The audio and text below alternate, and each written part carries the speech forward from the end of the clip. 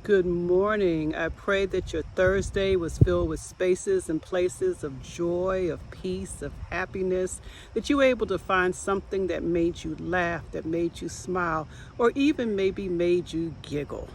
So today my topic is it's okay to get help. It's okay to get help. And so today I was at the pool in my deep water aerobics class, and there's a woman in the pool who is still getting comfortable being in the deep water, and the instructor had us kind of do this paddling thing in a circle. And I don't know, but then when she told us to turn around, I think the lady kind of got a bit disoriented or began to get frightened. And the next thing I know, I heard a lot of splashing, I heard a lot of noise. And when someone's in the water and they're distressed, they will pull down the person who's trying to help them. And so as I initially was going to go over there, but I was like, no, I don't want to get caught up in the mix also. And so all of a sudden, one of the other instructors dived in and helped the situation. And when he dived in, the first person who was being pulled under with the student was saying, I don't need any help. I have this under control. I don't need any help. I have this under control. Well, the reality is she didn't really have it under control.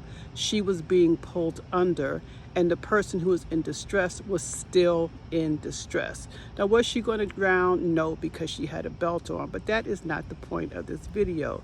The point is, every now and then, we need help, even if we think we know what we're doing, even if we're fully trained, even if it's our area of expertise. Every now and then, we need some help. No one gets to where they are going. No one reaches the pinnacle of success without some help. Every now and then you need some help. And as I was thinking about this, I'm going to come from the area of trauma. Trauma survivors, we don't like to ask for help because we don't know if we can trust the person who's giving the help. Will they help us? Will they hurt us? Will they keep their word? Will they make it more difficult? You know what? I might as well just do it myself because I can't trust anybody.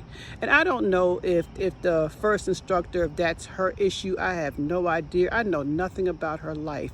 But what I do know is that every now and then we need help. When someone's in the water and they're in distress, or someone's in distress someplace else, we need assistance. Now, it's not on just one person to make the situation safe.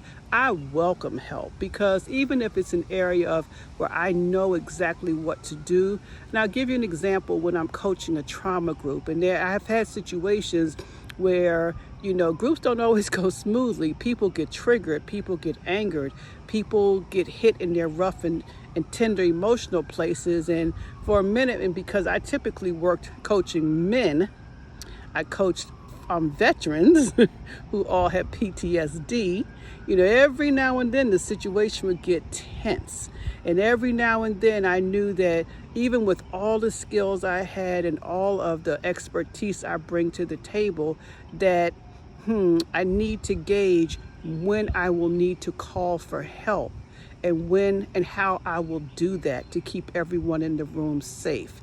And so, I just want to encourage you. If you think you can do everything by your lonesome, if you think you don't need nobody for nothing because you already know how to do it and you can't trust people because they ain't going to show up, they ain't going to do it right, blah, blah, blah, keep in mind, you can go a lot further. You can accomplish a lot more. You can have more peace and tranquility when you learn to trust, when you learn to when you recognize it doesn't have to always be on you.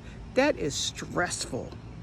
That can create a lot of anger. That can create a lot of defensiveness. So I want you to practice this week, and if this is your situation, practice asking for help. Now, I'm going to end this with a really quick story.